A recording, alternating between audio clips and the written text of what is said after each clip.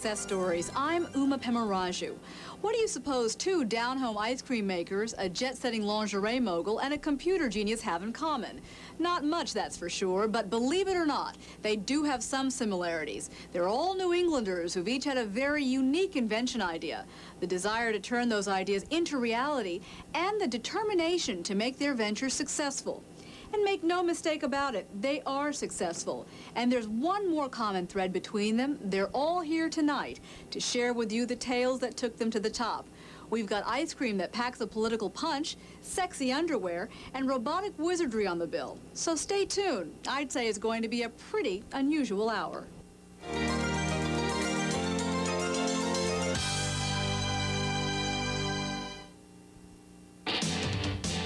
How far technology has come, and yet we seem to take for granted how much it has altered our lives.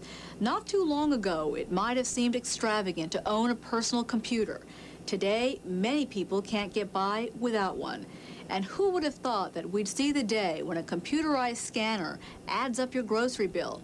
And what about automatic bank machines and computerized security systems? It all sounds like something out of a sci-fi movie, but they are indeed a part of everyday life because a few pioneers of science dared to experiment with concepts that we only dreamed about.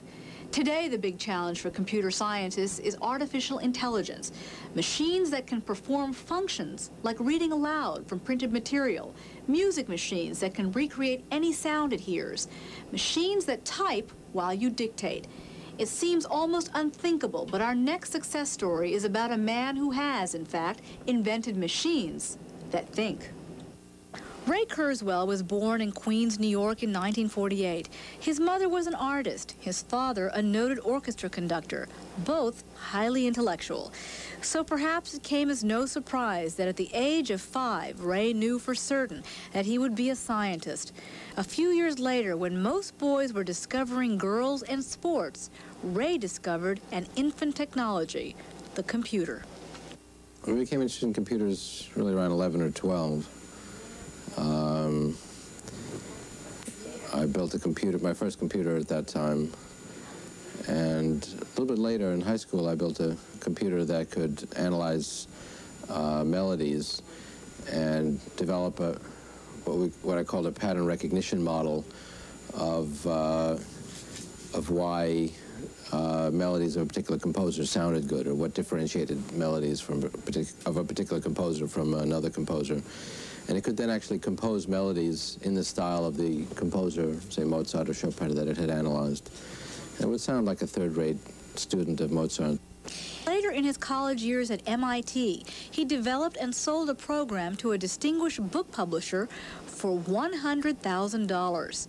Computer science was relatively new to MIT, and when he had taken the 8 computer courses that the school offered, he changed his major to literature. He graduated with a combined bachelor's degree in these 2 areas and decided to direct his attention to solving a specific technological problem that had perturbed him since high school. My primary area of interest within computers is a field called pattern recognition, which is teaching computers how to recognize patterns, like printed letters or speech. If we look at a scene and see a cat on a table, we immediately can tell that that's a cat. That's pattern recognition, and that is actually the most difficult aspect of human intelligence. Very early on in computer science, we were able to teach computers to play chess, solve mathematical theorems, things which adults find hard to do well. Yet today, it's still a challenge to teach a computer how to tell the difference between a cat and a dog, which a small child is able to do. That's been my main area of interest. About half of the human brain, at least, is devoted to this area of pattern recognition, and it has become an increasing area of interest within computers, because we realize that for computers to do useful things, they're going to be able to have to recognize patterns the same way people do. Character recognition, the ability to tell an A from a B, regardless of what typeface it's printed in, has long been a classical problem in pattern recognition. And in 1974, I set up a company, Kurzweil Computer Products, to solve that problem. Page canceled. Scanner ready for next page. And solve it he did. Ray invented a computer, the first of its kind that has the ability to scan printed material and read aloud using synthetic speech. For the first time ever, blind people could read without assistance. Al Gazagian has worked for John Hancock Company since 1952 and received a personal reader in his office in January of 1987. He recalls the day it arrived. Unpacked it and got it going. Matter of fact, I came in the following day, Saturday, to kind of work on it and began using it immediately to read all kinds of documents, memos, manuals, books, reports, tables, you name it. One example is this security booklet, employee security program booklet. We've had it for years. I always thought I really should sit down and read this thing sometime, or at least the sections that pertained to me, but somehow you just never got time to do it, or never got around to doing it. So one of the things I did quite early on with the Kurzweil is, in fact, read that book, or the portions that I cared about, and I learned quite a bit. And it was just so nice to be able to do that sort of thing. I've begun subscribing to certain things that I did not subscribe to before because I knew I'd never get around to reading them. And of course, the idea, now that I'm fortunate enough also to have one of these things at home, which I did because I liked it so much in here, actually taking books out of the public library and reading them, that really is kind of an exciting thing for those of us who haven't been able to do that. 75%. Most recent date of hire, H-I-R-E. Scanning top list. By legally qualified physician. There are two types of medical evidence. A signed statement can be provided by a legally qualified physician showing the... I can remember one time my secretary started reading a questionnaire that I was supposed to complete. It was sort of a medical type thing for the clinic, and we got into some questions that, well, you just didn't want to have a secretary reading to you. And it would have been nice to have the scanner here to do that myself. Another of Ray's first customers for the voice reader was none other than Stevie Wonder. He was so pleased with the product that he agreed to appear in a television advertisement. Ever wonder how Stevie Wonder reads his mail? Dear Stevie, I love your music. With an amazing machine that can read out loud, it scans printed words and turns them into spoken words. You're the greatest. A loan program begun by Xerox and the American Foundation for the Blind will make them available to those who must make their ears do what their eyes cannot. This is magic. Ray and Stevie's mutual interest in automation evolved into a friendship. It was during one of their casual conversations that Ray was presented with what could become his next technological challenge. I had occasion to talk with him around 1982 about music technology, and he was lamenting the fact that there were two different worlds of musical instruments. There were the acoustic world, which are instruments like piano and violin and guitar, which was still the sounds of choice for musicians. But it was very hard to control those instruments. In fact, you couldn't even play them unless you played a variety of instruments. You couldn't play them simultaneously. There was the electronic world where you could play instruments simultaneously. You could modify the sounds. You could sequence them so that you could play a whole orchestra at once. But the sounds you had to work with were very thin, electrical sounding, synthetic sounds. And he said, wouldn't it be great if we could apply these very powerful artistic control methods that electronics provides to the sounds of choice in the acoustic world, piano sounds, violins, and so on. And that really was the challenge of Kurzweil Music Systems. In 1984, Kurzweil Music Systems began shipping out the Kurzweil 250. Unique in that it could realistically recreate the sounds of hundreds of instruments, from the human voice to the elusive acoustic piano. Mike Brigida, professor of music synthesis at Berklee School of Music.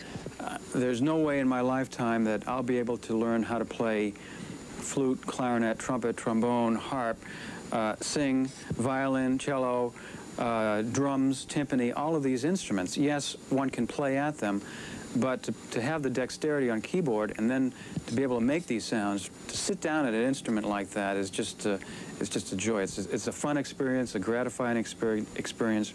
I can listen to my own compositions. I don't have to try to put together an ensemble to audition my own compositions.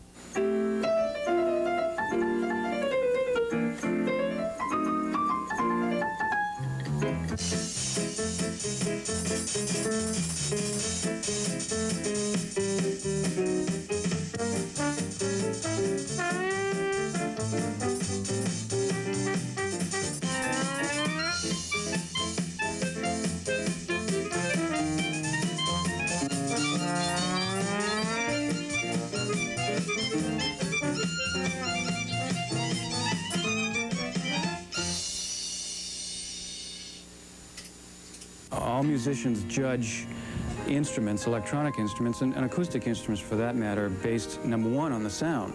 Because synthesizers had been out for 20 years, everybody knew what a synthesizer sounded like.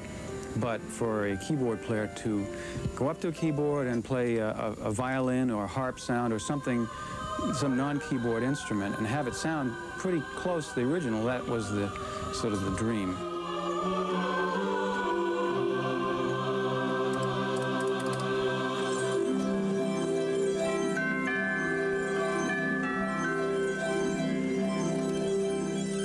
The Kurzweil 250 received a lot of media attention. This morning, we could really use the words amazing and awesome for a device called the Kurzweil 250 and for the mind of this man, who is Ray Kurzweil, who invented this device.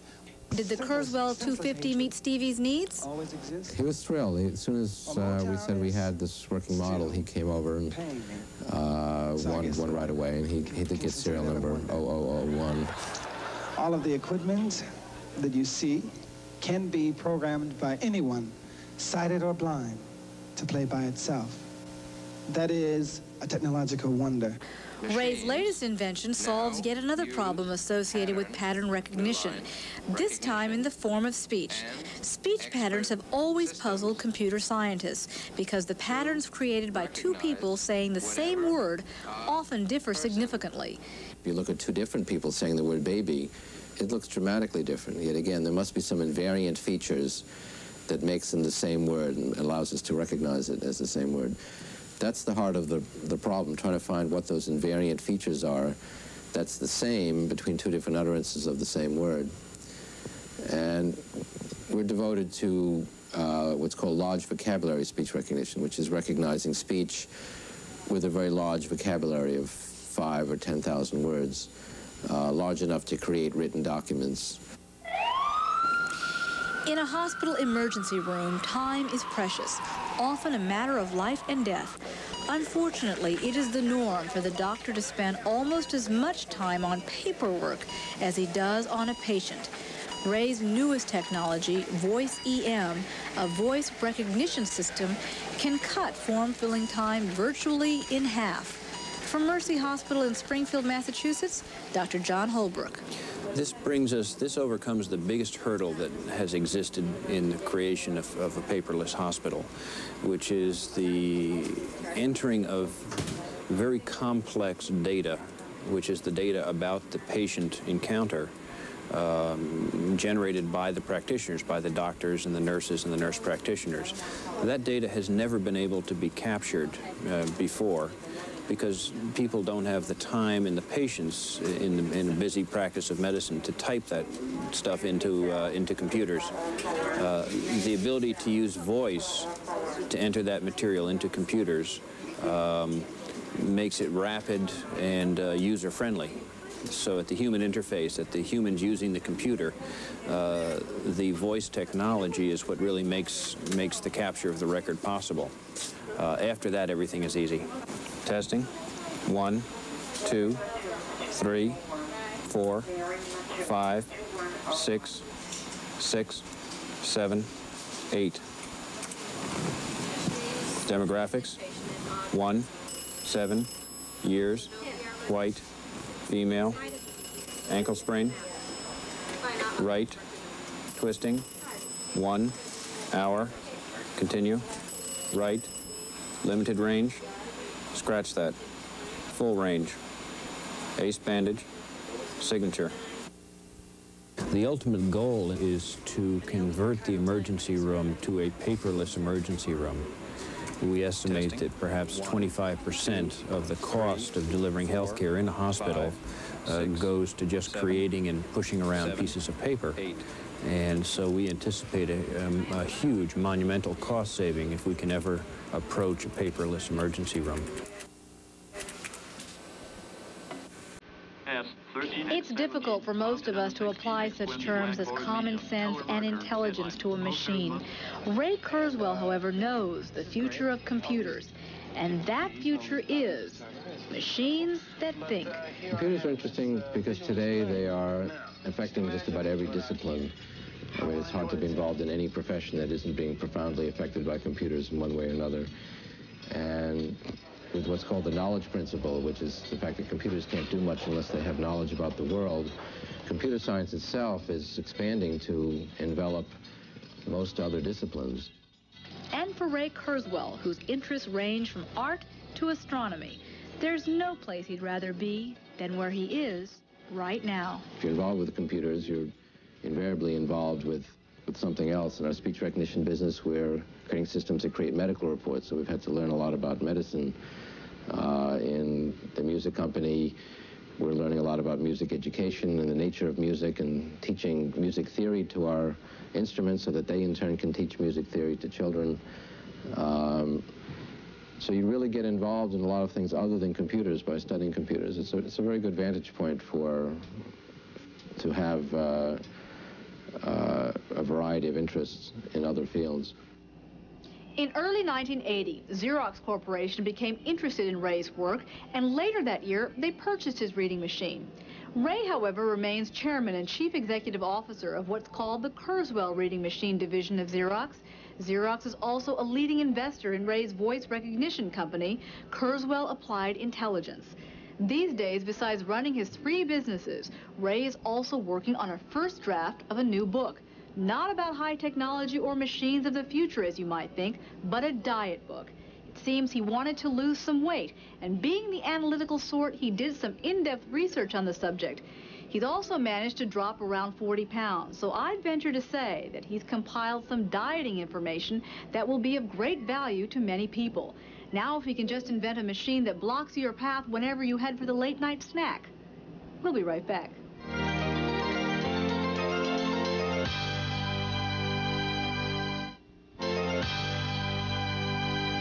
Well, you've just seen it. Our 3 very different guests do indeed possess many of the same ingredients for success. Despite the odds against them, they pursued their dreams, didn't let the fear of failure get in their way, and they proved once again that the entrepreneurial spirit is alive and well in America. Thanks for joining me. Good night.